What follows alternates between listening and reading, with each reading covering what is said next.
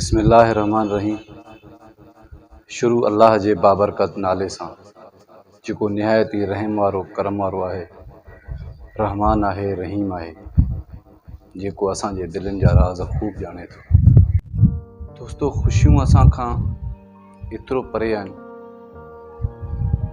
इन जी वजह छा आहे? आख़िर ख़ुशियूं असां हासिल छो नथा करे सघूं?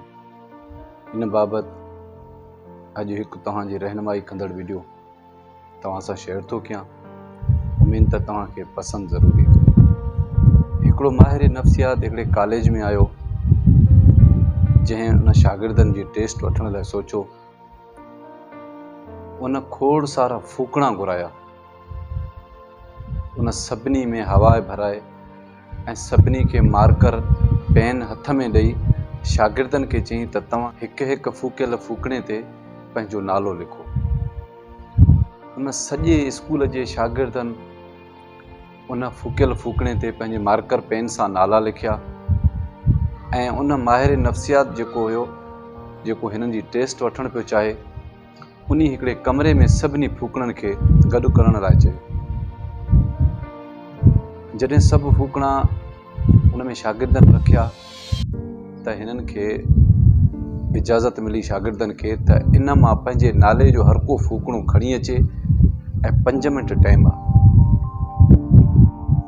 हीअं जो दरवाज़ो हुननि खोलियो, हीअं जो सभु शागिर्द हिकिड़े कमरे में विया त सभु फूकणा फाटी पिया। को बि छोकिरो पंहिंजो फूकणो जेको जंहिं ते नालो लिखियल हो उहो खणी न अची सघियो।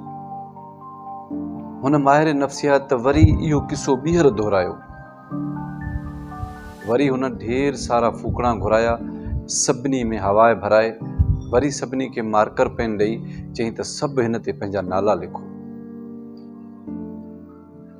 उन्हनि सभिनी नाला लिखिया। वरी उन साॻे कमरे में फूकणा छॾिया विया। हिन दफ़े उन शागिर्दनि खे इहो चयो वियो त जंहिंजे बि नाले जो फूकणो जंहिंखे मिले त उहो फूकणो खणी उनखे सॾु करे ॾेई सघे थो। माना हिक ॿिए जी तव्हां मदद करे सघो था। यकीन कयो त 3 मिंटनि में सभिनी छोकरनि खे पंहिंजा फूकणा हथ में हुया ऐं कंहिं बि फूकणे जो नुक़सान न थियो, को बि फूकणो फाटो न। दोस्तो, हिन सॼी कहाणी मां साबित इहो ई थियो त असां पंहिंजी जल्दबाज़ी में पंहिंजी ख़ुशियुनि खे हासिल करण लाइ, पाण खे कामयाबु करण लाइ असां ॿियनि जी ख़ुशियुनि खे लताड़े था छॾियूं। जेका ख़ुशी ॿियनि जी ख़ुशी लताड़ींदा आहियूं त असांखे बि ख़ुशी उहा न मिलंदी आहे। ऐं पोइ दफ़े सां जिन शागिर्दनि खे हुकुम कयो वियो त जंहिंखे बि का फूकणो मिले जंहिंजे नाले वारो त खणी उनखे ॾियो, त इहो 3 मिंटनि में सभिनी खे फूकणा बिना फाटल उहे पंहिंजे हथ में अची विया। त अगरि असां कंहिंखे बि ख़ुशी ॾींदासीं त बदिले में असांखे बि ख़ुशी मिलंदी। हमेशह हिकिड़ी चवणी आहे त जी वारे खे जी मिलंदो ऐं फौट करण वारे खे फौट।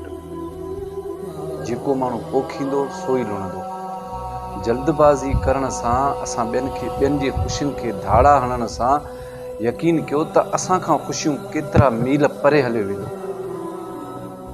ऐं उन जो सदमो असांखे रसे थो ऐं असां शिकायत था कयूं त शायदि असांजी क़िस्मत में का ख़ुशी न आहे लिखियलु। असां पंहिंजे किरदार खे नथा ॾिसूं त असां ॿियनि लाइ छा था सोचूं, असां ॿियनि खे कहिड़ी ख़ुशी ॾेई सघूं था। अगरि असां ॿियनि खे ख़ुशी ॾींदासीं त बदिले में असांखे बि ख़ुशी मिलंदी।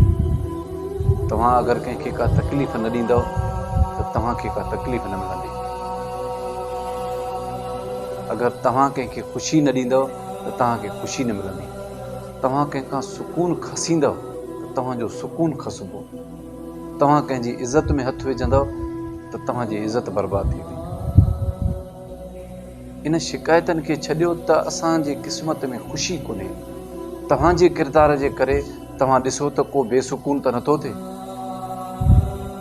तव्हां पंहिंजे किरदार खे ॾिसो त तव्हांजे किरदार जे करे त को कंहिं मुसीबत में त न फासी वियो आहे। तव्हां पंहिंजे ख़ुशियुनि जे हासिल करण लाइ इहे ख़ुशियूं सभिनी खे प्यारियूं आहिनि, सभिनी खे घर आहिनि, सभिनी खे बचा आहिनि। अल्लाह पाक सभिनी खे ख़ुशियूं अता करे सभिनी खे हिदायत अता करे।